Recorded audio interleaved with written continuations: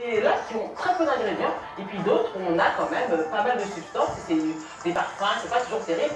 Il y a un problème quand même avec les lacs, c'est qu'on va avoir souvent quand même, ce sont des aérosols, donc on a des gaz propulseurs, il faut aérer, c'est quand même des polluants, c'est pas terrible, c'est quand même le point faible de la laque. Les mousses, alors la mousse, pour avoir cet effet mousse, les listes d'ingrédients sont plus longues.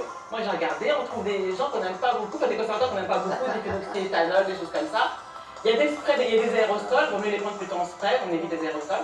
Après, il y a la cire, c'est assez marrant parce que la cire, c'est un vieux produit. Il y a des cires d'abeilles, aujourd'hui on a des beurres végétaux, donc ça revient.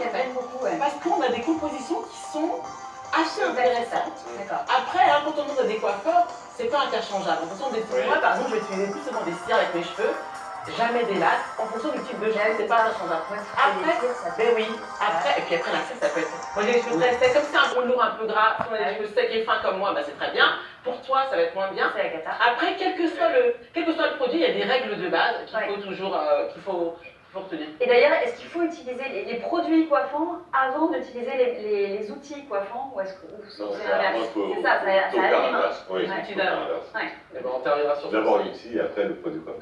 Merci beaucoup. Merci à tous les deux. Merci à Juliette Berger qui nous a aidé à préparer ce dossier. Avant de répondre à vos cas pratiques, on va faire un petit détour par la cuisine de Farina.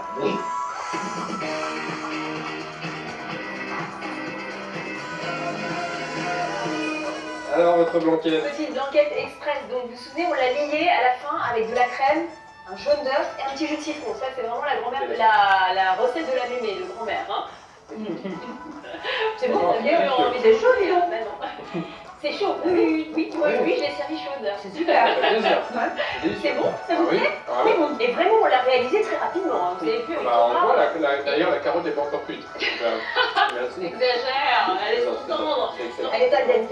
Oui, pourquoi on l'a réalisé très vite? Parce qu'on n'a pas utilisé donc, du veau à blanquette, mais l'escalope. L'escalope de veau. Voilà, c'est ça, l'escalope. Moi, j'en fais jamais d'enquête de veau, j'adore ça parce que c'est long. Mais t'aimes bien, mais là, on retrouve Ah oui, c'est excellent. la blanquette. Ah, cool, très bien. Alors, j'ai une petite astuce à vous proposer. Une petite astuce, tout à l'heure, on a récupéré le blanc d'œuf, Thomas, tu te souviens? Et alors, souvent, quand on fait comment ça s'appelle, un petit bouillon, des bouillons de légumes, bouillons de viande, etc., c'est souvent très gras. Et alors moi j'ai une astuce pour absorber le gras de fin de cuisson. En fait, absorber le gras de fin de cuisson. Donc là mon bouillon il est très chaud. Et là je bats mon blanc, donc juste un petit peu, je l'émulsionne légèrement. Et je vais le plonger. Tac. Ah super, ça fonctionne.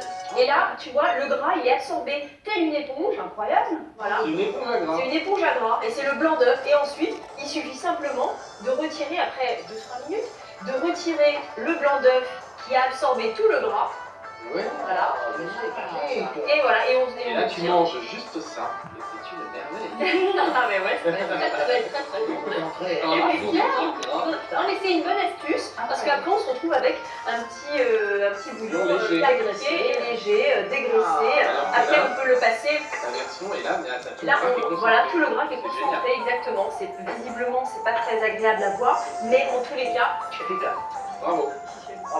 Efficace, merci c'est pas Faria. cher. Eh ben super. C'est Faria qu'on préfère, merci beaucoup. Et puis on va passer au cas pratique. Mais dis donc.